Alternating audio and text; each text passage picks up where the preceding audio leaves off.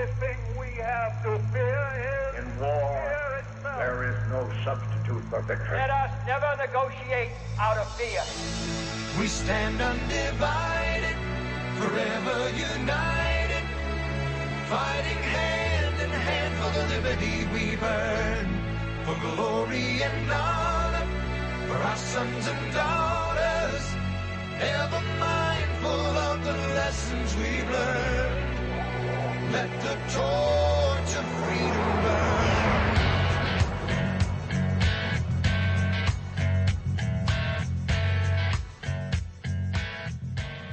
Welcome to the intersection of faith and politics. WallBuilders Live with David Barton and Rick Green. We're about to have the conclusion of a three-part series on a convention of states, the Article 5 process in the Constitution for amending the Constitution, for the states coming together and amending the Constitution.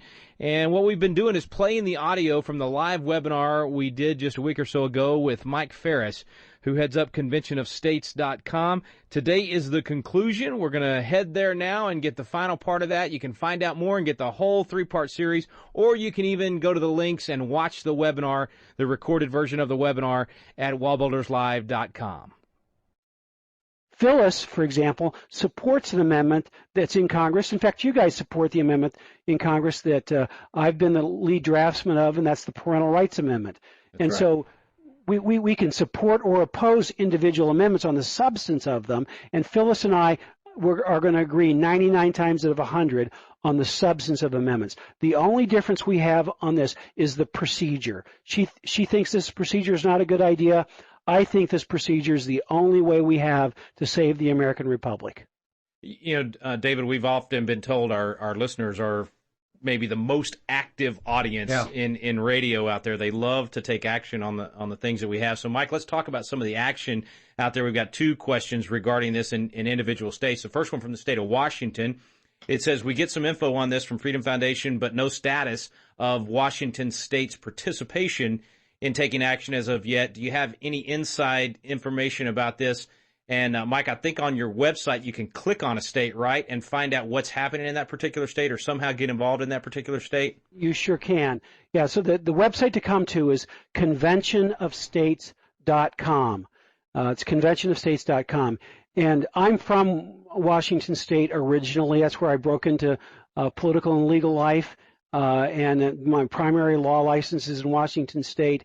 We definitely have plans for Washington State, but it's one of the more liberal states that are actually in our plans. And we are going to be building a grassroots network, and we'd love to have you and really people from any state to be involved. But I can guarantee you, but if you come to the website, you can click on it. Next year, we're going to be focused on about 20 states. This year, our application in our very first effort passed in Georgia, Florida, Alaska, all the way through. Those states are complete for phase one. We got it halfway through. We got through the House of Representatives in both Alabama and Arizona. We ran out of time in Alabama, and we hit a senator in Arizona that his mother-in-law was the head of Eagle Forum for the state, so we had a mother-in-law problem. But we're going to come back. We're going to come back with a vengeance next year in Arizona, and we're going to win in Arizona. But our goal is to pass it in 20 more states in 2015 legislative session, and then to clean it up and get to 34 states in 2016 and begin the Convention of States sometime in the fall of 2016. That's our ideal goal. If that drifts a year or so, we'll live with that. But if we don't get this done in the next 3 to 4 years, I fear for the future of the country. The time to act is right now. Yeah. Well, the secret to a mother-in-law problem is to compliment her cooking.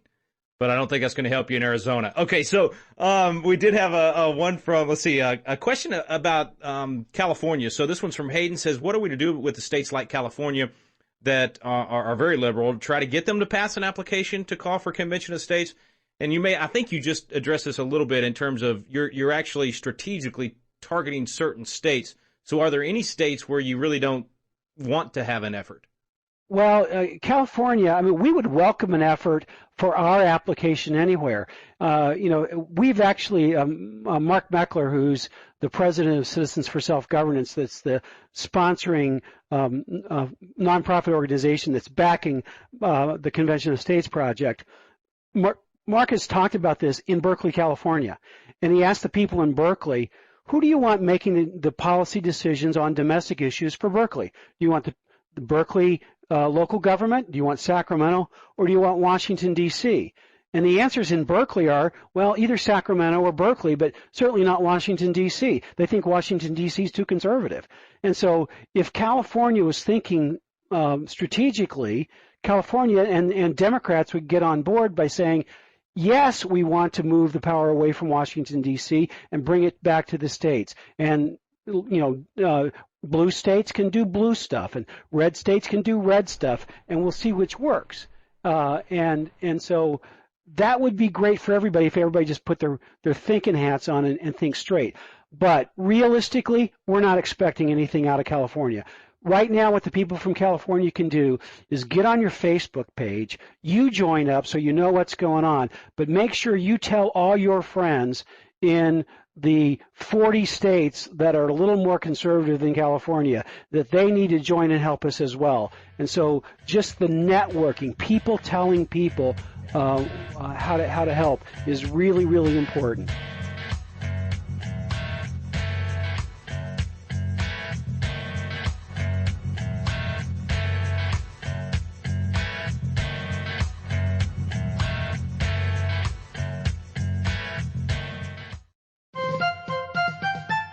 This is David Barton with another moment from America's history. Joseph Story is one of the most important names in American jurisprudence. Not only was he placed on the U.S. Supreme Court by President James Madison, but he also founded Harvard Law School and authored numerous legal works on the Constitution. While today's revisionists claim that the goal of the First Amendment was absolute religious pluralism, Justice Joseph Story vehemently disagreed. He declared, "The real object of the First Amendment was not to encourage, much less to advance Mohammedanism or Judaism or infidelity by prostrating Christianity, but was to exclude all rivalry among Christian denominations." According to founder Joseph Story, Christianity, not pluralism, was the goal of the Founding Fathers in the First Amendment, for only a Christian nation is tolerant and thus is truly pluralistic. For more information on God's hand in American history, contact WallBuilders at 1-800-8-REBUILD. Let the torch of freedom burn.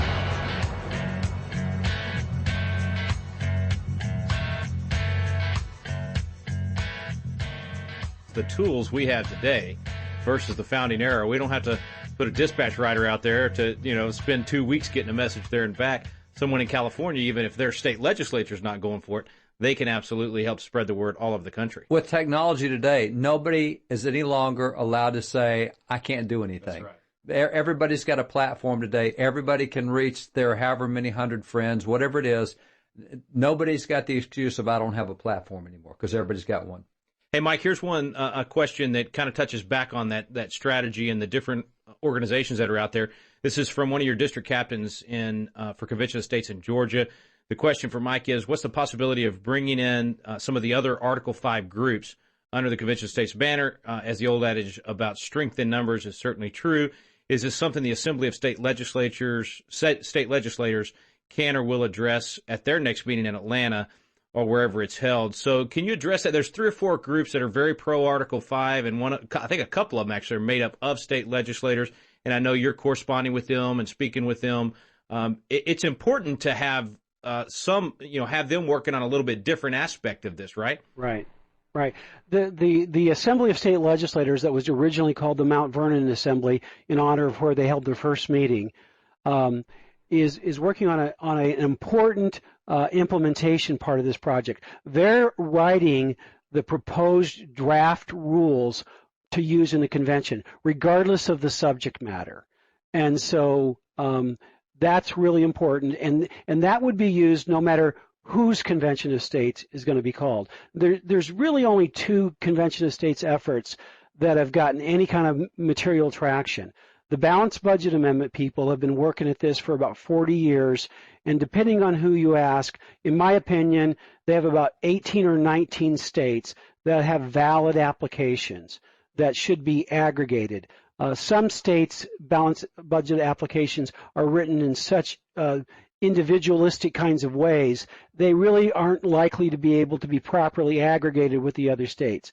And so they've been at it a long time, and there's both political reasons and legal reasons why I have concluded that that's not the best strategy. The legal reasons are there's absolutely going to be a court challenge if they ever get to 34 because there's a big disparity in the way those are written. Our application is being passed absolutely identical language on the operative sections of it. The whereas clauses don't have to be identical, but the operative language should be and is in our application absolutely identical. That's not true about the BBA, so they're going to have a legal problem.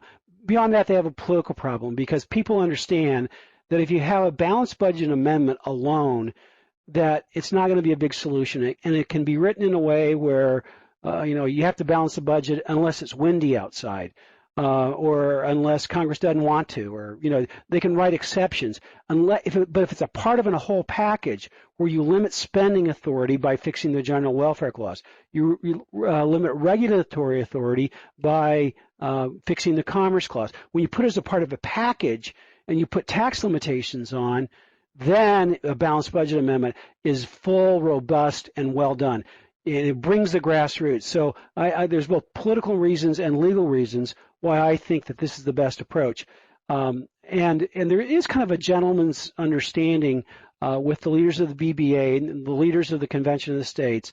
That is, whichever one gets close to 34, the other team needs to go help them get the last state or two. That's good. I think that's going to be us. But right now we're working side by side. There's no legal reason, no political reason that a state legislature can't pass both. That's right. And so I prefer the Convention of the States, but there's no reason we do work cooperatively on some level, and we're going to continue that cooperation. That's great. That's exactly what we need. We have a question from something we said earlier. David said, I don't understand how you can say that the chances of a bad amendment are zero. And I think I was one that said that. I probably shouldn't say zero, but they're very, very, very unlikely based on the safety valve. But he does say, I think you run the risk of getting milquetoast useless amendments when the language needs to be agreed upon by so many. But, guys, isn't that really what I mean, all 27 amendments that we've got now had to be agreed on by so many. Yeah, so, and it won't necessarily be a milquetoast, because if that's going to get defeated when it comes back to the states, those delegates to the convention know that. And they're political enough, and they're political folks, and they understand that they've got to deliver what the people want and what the people sent them there for. And so the fact that the people can get a hold of their state guys a whole lot easier than their federal guys makes it a lot more likely these guys will be responsive to where the people are, as opposed to Washington, D.C., who's pretty much checked out on the people. So I don't think there's a guarantee you'll get milquetoast out of this. I think it's actually the other direction. I think you may get some stuff that's too strong for some people, yeah, and they may go the other direction, but I think that the chances are very high that you get some really strong stuff out of this.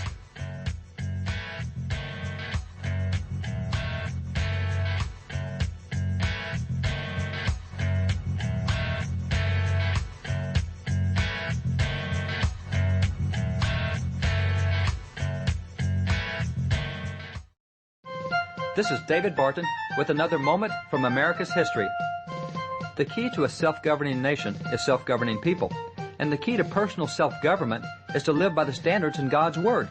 If someone cannot control himself by those standards, then our Constitution certainly will be unable to restrain him. Understanding this, John Adams declared, "We have no government armed with power capable of contending with human passions unbridled by morality and religion." Greed, ambition, revenge, or seduction would break the strongest cords of our Constitution as a whale goes through a net.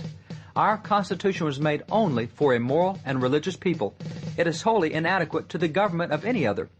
John Adams believed that successful government rested not upon our great Constitution, but rather upon moral and religious people. For more information on God's hand in American history, contact WallBuilders at 1-800-8-REBUILD. Let the torch of freedom burn.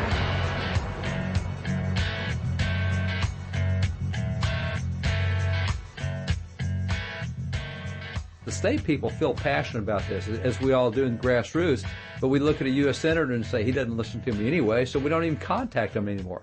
I think you'll see a real grassroots surge in this, and as Mike has laid out, they've already got these 40 states that they plan to do turn over in the next 3 years as far as this amendment, and that shows you where the people are at the grassroots level. Mike, what do you think about that in terms of how good a language we can get out of it? Well, I think that what I meant earlier by we might not get everything we want is I really would like about 7 amendments. And I think we'll only get good amendments out. But I may not get all 7. Mark Levin has proposed 11. And we have a lot of overlap in our subject matter. And there's a lot of, in both Mark and I know that what we're really proposing is topics, and the exact language is going to be formed at the convention.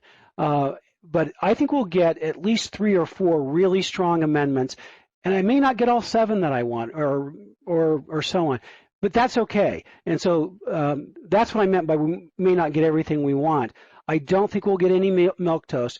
But I guess there's some remote possibility of something bad.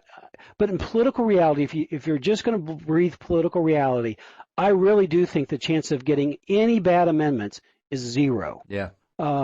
Because you can't get 38 states to repeal the Second Amendment. I mean, I'm a member of the Education Committee of the Governing Board of the National Rifle Association. I'm an NRA board guy, and if I thought there was any chance of the Second Amendment being, at risk, I wouldn't do this. Yeah. But I believe, and I've been a First Amendment litigator for almost 40 years. If I thought there was any risk to the First Amendment, I wouldn't do this.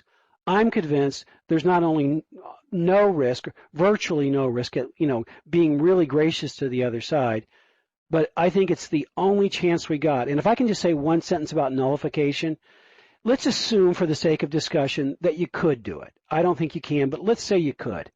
How many laws do we have to nullify?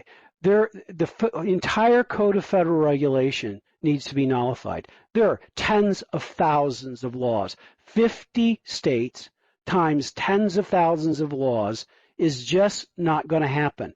But if we fix the General Welfare Clause, thousands of laws are nullified in an instant. That's right. Yeah. And if we fix the Commerce Clause, thousands of laws are nullified the moment it's ratified.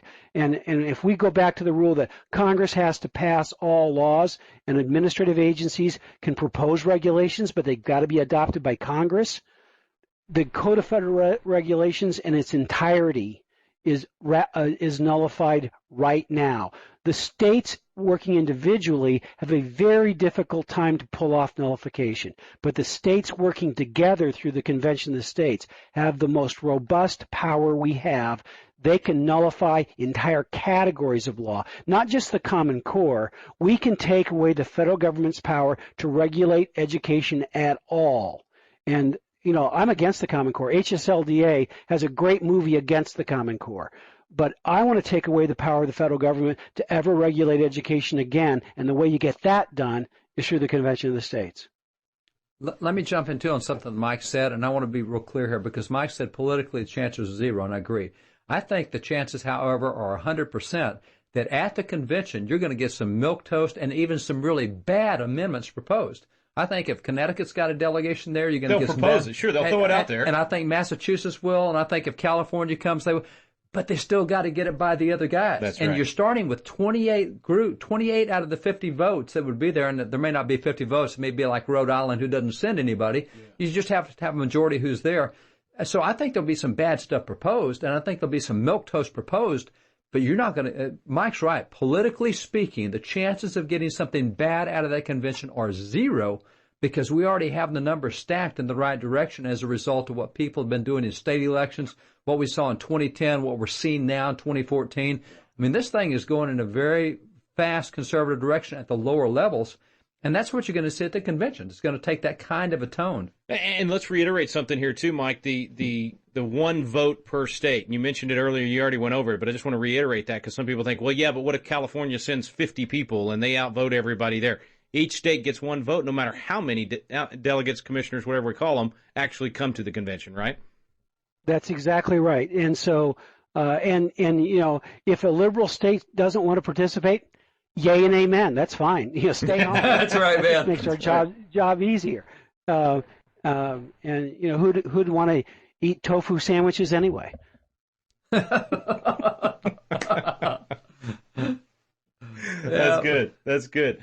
Hey, Mike, before we let you go now, if folks that want to learn more or maybe some of their questions didn't get answered tonight, and we had a lot, folks, sorry, there's so many of you, we can't get to all of them, but you've gone through really on the website, Convention of States, and essentially answered virtually every question that could be asked about a Convention of States. So you've got some great tools there if people want to do more research, right?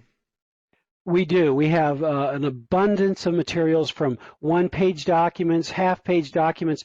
There's a 300-page legislative compendium. If somebody wants to be an expert on this, they can read Rob Nadelson, who is a retired constitutional law professor, who is the expert in the country on Article 5.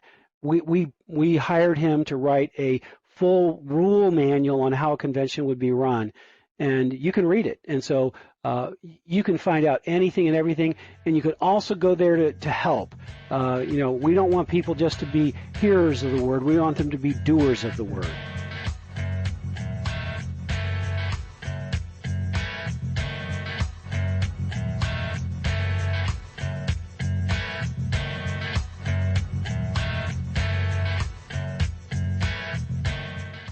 Have you ever wanted to learn more about the United States Constitution but just felt like, man, the classes are boring, or it's just that old language from 200 years ago, or I don't know where to start? People want to know, but it gets frustrating because you don't know where to look for truth about the Constitution either.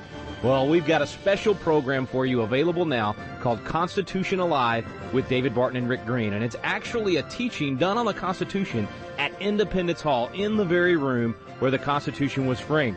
We take you both to Philadelphia, the cradle of liberty and Independence Hall, and to the WallBuilders Library, where David Barton brings the history to life to teach the original intent of our founding fathers. We call it the Quick Start Guide to the Constitution because in just a few hours through these videos, you will learn the Citizen's Guide to America's Constitution. You'll learn what you need to do to help save our constitutional republic. It's fun, it's entertaining, and it's going to inspire you to do your part to preserve freedom for future generations. It's called Constitution Alive with David Barton and Rick Green. You can find out more information on our website now at wallbuilders.com.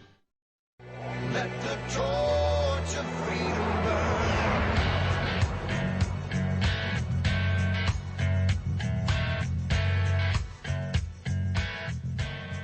If we have 100 people in a legislative district, we're convinced in most cases that 100 people contacting their state legislator saying, we want you to support a convention of the states, we win almost every vote with 100 people. You know, there'd be some more liberal places where we might need 1,000 people, but there's only 3,000 House districts in the country where we need people. 3,000. 3,000 times 100 is 300,000 people. That's not very many. That's, you know, about 0.1% of the American public. But if we take the 1,000 per district, and let's just say we needed 1,000 in all per district in all 3,000 districts, that's only 3 million people. There are far more people who know about the Constitution and love the Constitution than 3 million. If we just simply will stand up and speak up, this issue will go to the people that participate. And if we can get someplace between 300,000 and 3 million people to participate, we will win. Mike, I want to put your website in here real quick for folks to see if they don't already have it. Great tools there, excellent resources. You also have a phenomenal Constitution class that you make available as well that we want to encourage people to study more about the entire Constitution. Guys, I mean, this could be the most important tool for us saving the Constitutional Republic. It's time to use, I like how you put it, David, don't be afraid to use the Constitution to save the Constitution. Exactly right.